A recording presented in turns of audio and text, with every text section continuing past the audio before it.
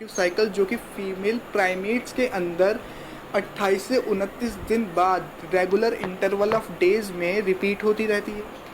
तो female primates मतलब apps, monkeys, human beings, इनके अंदर 28 से 29 दिन बाद ये रिप्रोडक्टिव साइकिल रिपीट होती रहेगी। और जो नॉन प्राइमेट मैमल्स होते हैं जैसे कि काउस, टाइग्रेस और बहुत से नॉन प्राइमेट मैमल, उनके अंदर इस रिप्रोडक्टिव साइकिल को ऑयस्ट्रस साइकिल कहते हैं। तो स्टूडेंट्स, प्यूबर्टी के बाद जो पहला मेंस्ट्रुएशन होता है, जो पहली मेंस्ट्रुअल साइकिल स्टार्ट होती है, फर्स्ट मेंस्ट्रुअल साइकिल, उसको कहेंगे मेनार्च। मेनार्च इसलिए कहते हैं क्योंकि वो फर्स्ट रिप्रोडक्टिव साइकिल होती है। और फर्स्ट मेंस्ट्रुएशन से, यानी कि पहली रिप्रोडक्टिव साइकिल से, फर्स्ट मेंस्ट्रुएशन से लास्ट मेंस्ट्रुएशन तक, लास्ट मेंस्ट्रुएशन मतलब कि मैंने आपको इंट्रो में बताया था कि around 50 years of as per आके रिप्रोडक्टिव साइकिल स्टॉप हो जाती है, रिलीज ऑफ ओवम स्टॉप हो जाता है, मेंस्ट्रुअल साइकिल नहीं होती। तो वो लास्ट मेंस्ट्रुएशन तक, फर्स्ट मेंस्ट्रुएशन से लास्ट मेंस्ट्रुएशन तक मेंस्ट्रुअल साइकिल कहलाएगी। अब स्टूडेंट, जब ओवम रिलीज़ नहीं होता है तभी ये मेंस्ट्रुअल साइकिल होती है। आगे मैं आपको डायग्राम से समझाता हूँ। सबसे पहले जो रिप्रोडक्टिव साइकिल स्टार्ट होती है वो होती है मेंस्ट्रुएशन से, मतलब मेंसेस से, मेंस्ट्रुअल फ्लो से। मेंस्ट्रुअल फ्लो जो रहता है वो रहता है 3 से 5 दिन तक रहता है। वो सिर्फ और सिर्फ यहाँ पर डेज दिए हुए हैं स्टूडेंट्स, मंथ्स नहीं दिए हुए हैं। मंथ के हिसाब से नहीं दिया हुआ है, ये डेज़ के हिसाब से दिया हुआ है, तो प्लीज़ इस बात में आप कंफ्यूज मत होइएगा। 3 से 5 दिन तक मेंस्ट्रुअल फ्लो रहता है। फिर जब मेंस्ट्रुअल फ्लो पूरा हो जाता है उसके बाद जो पिट्यूटरी हार्मोन्स होते हैं, मतलब FSH यानी कि फॉलिकुलर स्टिमुलेटिंग हार्मोन, और LH ल्यूटिनाइजिंग हार्मोन, ये अपने फंक्शनेबल उसमें आ जाते हैं, यानी कि फंक्शन करना स्टार्ट कर देते हैं। पहला फेज़ जो कहलाता है वो कहलाता है फॉलिकुलर फेज़, जो कि 14th डे तक चलता है, 10th to 14th डे तक चलता है। 10th से 14th डे पर जो पिट्यूटरी हार्मोन होगा FSH, यानी कि जो रेड वाला होगा, इसमें इंक्रीजिंगनेस होगी। इसमें इंक्रीजिंगनेस होने की वजह से फॉलिक्यूल फॉर्म होंगे, यानी कि जो फॉलिकुलर डेवलपमेंट हो रहा था ओवम के अराउंड, प्राइमरी फॉलिकल बन रहे थे, सेकेंडरी फॉलिकल बन रहे थे, वो फॉलिकल इसी हार्मोन की वजह से डेवलप होना स्टार्ट हो जाएंगे, जिसकी वजह से ग्राफियन फॉलिकल भी बन जाएगा। 13th डे तक फॉलिकल बन जाएगा, ग्राफियन फॉलिकल। और जो एस्ट्रोजन होगा, एस्ट्रोजन भी साथ साथ जो ओवरियन हार्मोन होगा, इसकी वजह से रीजनरेशन ऑफ एंडोमेट्रियम होता रहेगा साथ ही साथ। फिर जब 14th डे आएगा, 14th डे पे LH जो ल्यूटिनाइजिंग हार्मोन होगा वो एक पीक अटेन कर लेगा, यानी कि LH सर्ज पे चला जाएगा, जिसको हम LH सर्ज कहते हैं। LH सर्ज का मतलब होता है जिसमें LH एक सर्टेन पीक पे अराइज हो जाता है, जिसकी वजह से ग्राफियन फॉलिकल रप्चर हो जाएगा और ओवम रिलीज हो जाएगा। इस दौरान, यानी कि इस स्टेज पर जो ये FSH होता है, इसकी सिक्रीशन कम हो जाती है, जिसकी वजह से और फॉलिकुलर फॉर्म नहीं हो पाते हैं। अब 14th डे के बाद दूसरा फेज़ आता है ल्यूटियल फेज़ और सिक्रीटरी फेज़। यहाँ पर जो ये फेज़ आता है, यहाँ पर जो FSH होता है वो कम हो जाता है और LH इंक्रीज़ हो जाएगा। LH के इंक्रीजिंग के साथ साथ जो बाकी का बचा हुआ फॉलिकुलर पार्ट होगा, यानी कि जो ग्राफियन फॉलिकल से तो ओवम रिलीज हो जाता है, और बाकी जो बचा हुआ पार्ट होता है वो कॉर्पस ल्यूटियम के अंदर कन्वर्ट हो जाएगा। कॉर्पस ल्यूटियम के अंदर प्रोजेस्टेरॉन होंगे बहुत सारे, यानी कि ओवरियन हार्मोन जो होते हैं, यहाँ पर प्रोजेस्टेरॉन देखिए बहुत ही ज़्यादा है। प्रोजेस्टेरॉन ज़्यादा होगा तो इसलिए वो सिर्फ और सिर्फ एंडोमेट्रियम की मेंटेनेंस के काम में आएगा। और अब सबसे इम्पॉर्टेंट बात मैं स्टूडेंट्स आपको बताता हूँ, प्लीज़ ध्यान से समझिएगा। जब प्रोजेस्टेरॉन की लेवल ज़्यादा हो जाती है एस्ट्रोजन से और कॉर्पस ल्यूटियम फॉर्म हो जाता है, बेसिकली कॉर्पस ल्यूटियम के अंदर बहुत सारा प्रोजेस्टेरॉन होता है।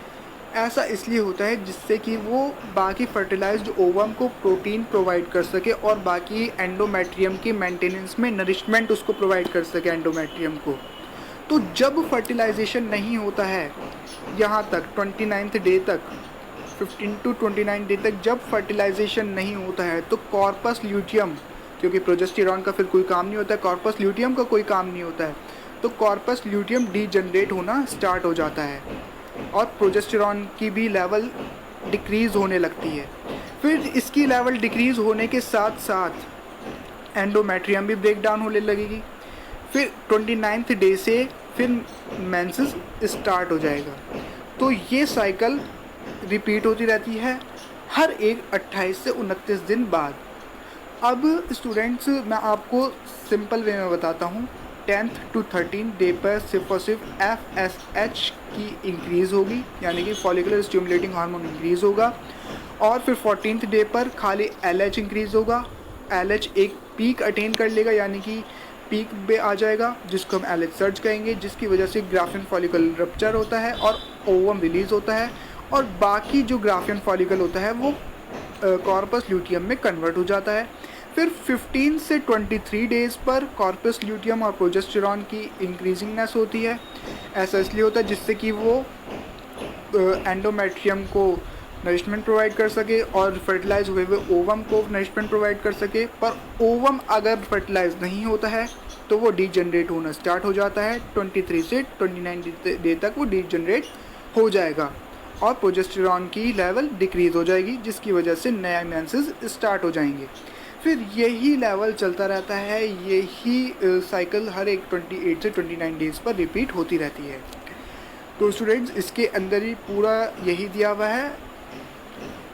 अब मैं आपको ये यहाँ से पढ़ाता हूँ, जो जब 14th डे के बाद जब ओव्यूलेशन हो जाता है तो ओव्यूलेशन के बाद की स्टेज को हम कहते हैं ओव्यूलेटरी फेज़। ओव्यूलेटरी फेज़ के बाद ल्यूटियल फेज़ आता है और कॉर्पस ल्यूटियम फॉर्म हो जाता है, जिसके अंदर बहुत से प्रोजेस्टेरॉन अमाउंट में होता है, बहुत ज़्यादा प्रोजेस्टेरॉन होता है। अब स्टूडेंट्स जब प्रेगनेंसी होती है तो बिल्कुल भी मेंस्ट्रुअल साइकिल नहीं होती है, यानी कि जैसे कि प्रेगनेंसी हो चुकी है, फर्टिलाइजेशन ऑफ ओवम हो चुका है, तो आगे कोई भी मेंस्ट्रुअल साइकिल रिपीट नहीं होगी, वो वहीं पर ही स्टॉप हो जाएगी, मेंस्ट्रुएशन बिल्कुल भी नहीं होगा। और अगर फर्टिलाइजेशन नहीं होता है तो कॉर्पस ल्यूटियम डिजनरेट हो जाता है, जिसकी वजह से एंडोमेट्रियम लाइनिंग भी डिजनरेट हो जाएगी और मेंस्ट्रुएशन अकर हो जाएगा, जिसको हम कहेंगे मेंसेस। अब student 50 years of as per आके ये सीज हो जाती है, जिसको हम मेनोपॉज कहते हैं। और जो साइक्लिक मेंस्ट्रुएशन होता है मेनार्क और मेनोपॉज के बीच में, हम कहते हैं रिप्रोडक्टिव फेज, यानी कि मेंस्ट्रुअल साइकिल चलती रहे। नॉर्मल साइक्लिक मेंस्ट्रुएशन ये इंडिकेटर भी होता है कि एक फीमेल की नॉर्मल हेल्थ है, यानी कि रेगुलर मेंस्ट्रुएशन जो इंटरवल में होता है 28 से 29 दिन बाद, तो उससे ये पता लगा सकते हैं कि एक फीमेल की नॉर्मल हेल्थ है, गुड हेल्थ है। इन एब्सेंस ऑफ मेंस्ट्रुएशन ये भी कह सकते हैं कि या तो प्रेगनेंसी अकर हो चुकी है, फर्टिलाइजेशन हो चुका है ओवम का या स्पर्म का। और जैसे कि अगर प्रेगनेंसी भी नहीं हुई होती है और तब भी एब्सेंस होती है फर्टिलाइजेशन की, तब भी एब्सेंस होता है मेंस्ट्रुअल साइकिल की, तो वो इस वजह से भी हो सकता है, जिससे कि स्ट्रेस की वजह से, पुअर हेल्थ की वजह से भी हो सकता है मेंस्ट्रुअल साइकिल स्टॉप, इस वजह से भी हो सकती है। अब स्टूडेंट इस रिप्रोडक्टिव साइकिल में, इस मेंस्ट्रुअल साइकिल में हार्मोन्स का बहुत ही इम्पॉर्टेंट रोल होता है। वो हार्मोन्स कौन कौन से होते हैं और किधर किधर कहाँ कहाँ पर फंक्शन करते हैं, एक बारी मैंने बता दिया था। अब डायरेक्टली हार्मोन्स के बारे में बताता हूँ। दो हार्मोन्स होते हैं, पिट्यूटरी हार्मोन और ओवरियन हार्मोन। पिट्यूटरी हार्मोन में FSH की वजह से ही फॉलिकुलर डेवलपमेंट होगा, ग्राफियन फॉलिकल तक डेवलप होगा सिर्फ और सिर्फ। फिर उसके बाद ओवरियन हार्मोन में एस्ट्रोजन की इंक्रीजिंग से एंडोमेट्रियम लाइनिंग इंक्रीज होगी, यानी कि रीजनरेट करेगी, प्रोलिफरेट करेगी। 14th डे पर LH एक पीक अटेन कर लेगा, सर्ज LH सर्ज जिसे हम कहेंगे, जिसकी वजह से रप्चरिंग हो जाती है और ओव्यूलेशन हो जाता है, ओवम रिलीज हो जाता है। फिर ओव्यूलेशन के बाद ओव्यूलेटरी फेज़ आएगा, यानी कि लिट्रियल फेज, सिक्रेटरी फेज भी से कह सकते हैं। यहाँ पर प्रोजेस्टेरॉन की अमाउंट ज़्यादा हो जाएगी और कॉर्पस ल्यूटियम फॉर्म हो जाएगा। कौन से पिट्यूटरी हार्मोन के किसकी हेल्प से? LH की वजह से, यानी कि ल्यूटियम हार्मोन की वजह से ये फॉर्म हो जाएगा। अब यहाँ पर इस वाले फेज़ पर जो 21st डे से आप लगा सकते हैं 17th day to 23rd day तक, ये जो फेज़ होता है ये प्रेगनेंसी के लिए बहुत ही अच्छा होता है, यानी कि इस फेज़ पर प्रेगनेंसी हो सकती है। अब स्टूडेंट्स, जो कॉर्पस ल्यूटियम का फंक्शन क्या होता है और इसके डिजनरेट होने पर एंडोमेट्रियम लाइनिंग डिजनरेट क्यों हो जाती है, डिसइंटीग्रेशन इसमें क्यों हो जाता है, हमने यहाँ पर पढ़ा था, ये इंपॉर्टेंट है बहुत ही। ऐसा इसलिए होता है क्योंकि कॉर्पस ल्यूटियम की वजह से ही प्रेगनेंसी में और डेवलपमेंट हो पाता है। मतलब जैसे कि प्रेगनेंसी हो रही है, उसमें और नरिशमेंट कौन प्रोवाइड करेगा, जैसे कि प्रोटीन प्रोवाइड करना एक तरह से कह सकते हैं आप, तो वो कॉर्पस ल्यूटियम ही प्रोवाइड करता है। प्रोजेस्टेरॉन हार्मोन की वजह से ही वो प्रोटीन प्रोवाइड हो पाता है प्रेगनेंसी के लिए, डेवलपमेंट ऑफ एम्ब्रियो के लिए प्रोवाइड हो पाता है।